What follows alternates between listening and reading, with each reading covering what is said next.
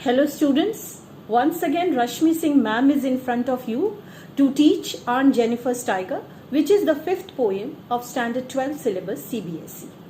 It is written by Adrienne Rich. Adrienne Rich was a strong supporter of women empowerment, and in this poem she has addressed strongly to the constraints of the marital life. So let us start the poem.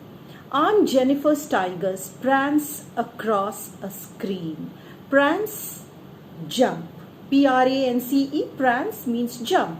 Now these tigers were not actually real tigers. These tigers were made as a pattern by Aunt Jennifer on a piece of cloth with the help of a screen.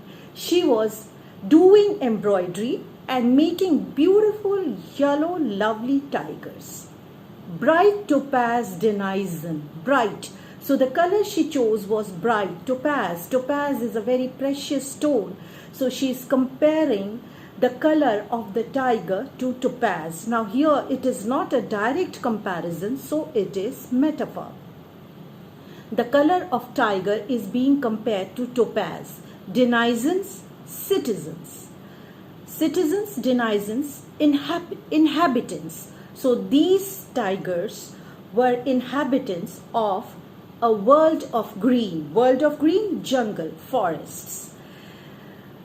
They do not fear the men beneath the tree. So these tigers, which Aunt was making, seem not to fear those people who stand beneath the tree where the tiger is seated.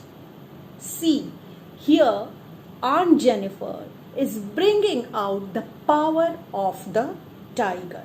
The tiger is so powerful that it can or he can go and jump and sit on top of the tree. And the men, those who are down, they fear those tigers. Those tigers do not fear these men. However, these tigers were not real tigers. Aunt was making these tigers, but still the comparison here. We will come and we will explain afterwards why Aunt was knitting or making these tigers. They pace in sleek, chivalric certainty. Pace, P-A-C-E, walk. Sleek, smart. Chivalric, brave. Certainty, definity. So the steps of the tigers were definite. They were very smart, sleek and definite. They were not going hither and thither.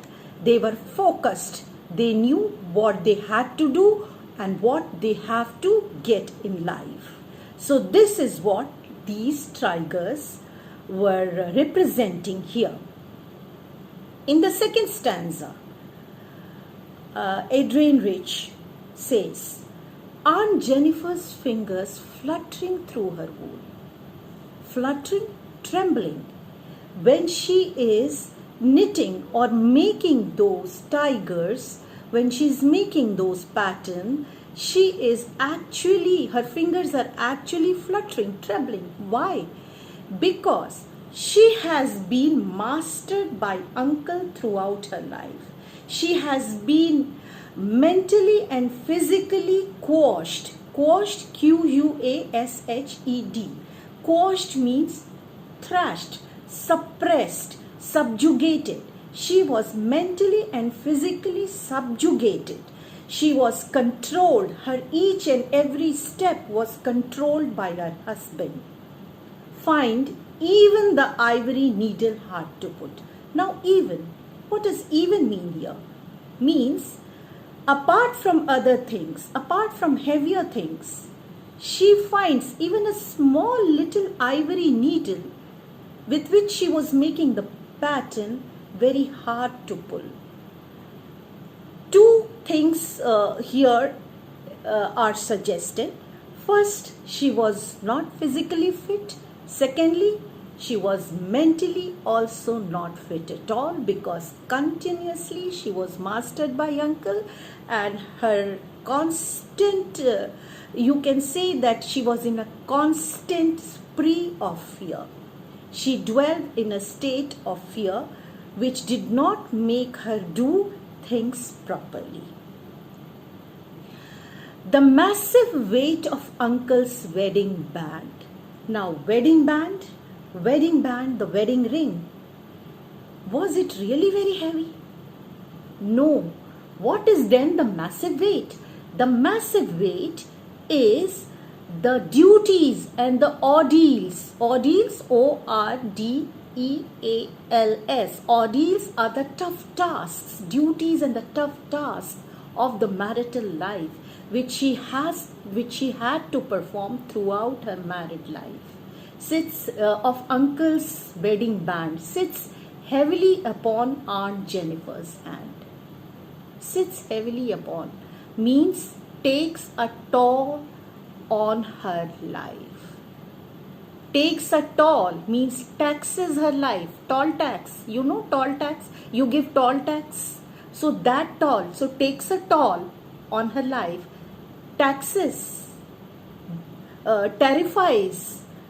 Make her dwell in a state of fear. Her life is not so pleasant. She is not very free.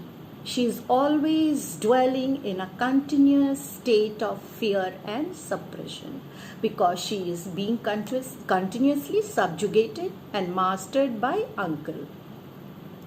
In the third stanza, the poet says, third stanza is the last stanza. When aunt is dead, her terrified hands will lie, still ringed with ordeals she was mastered by.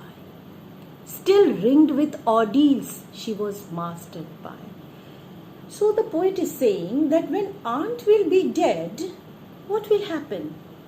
Then also, will she be afraid of uncle? Yes. Poet says, when she will go in the coffin to her grave, then also she will be wearing that wedding band, which would symbolize that throughout her life how she had been mastered by her husband and how she had been subjugated and suppressed. The tigers in the panel that she made will go on prancing proud and unafraid. Though throughout her life, aunt was always in a state of fear, always dwelled in a state of fear. But in contrast, again a figure of speech is here. In contrast, the tigers in the panel where she was making and keeping in the showcases also, so they would not be afraid. They would not seem too afraid because those were not real tigers. But yes, they were supposed to be real tigers. So they would not be afraid. They would go on prancing and bravely they would go on jumping and walking, while aunt will be lying in a terrified state in her grave. So, but these tigers will go on prancing, proud and unafraid. So throughout her life, aunt made tigers when she was so meek, M-E-E-K, meek, timid, T-I-M-I-D, timid. Meek and timid are synonyms of coward. She was meek and timid woman who was so afraid of her husband. Then why was she knitting tigers? Those who are so smart, so brave, so certain, so focused, because she wanted to live life like a tiger. She wanted to be unafraid. She wanted to do something on her own. She wanted to be fearless, which she could not be. So this is the gist of the poem, which has been brought out very beautifully by Adrienne Rich. I think so. You have understood.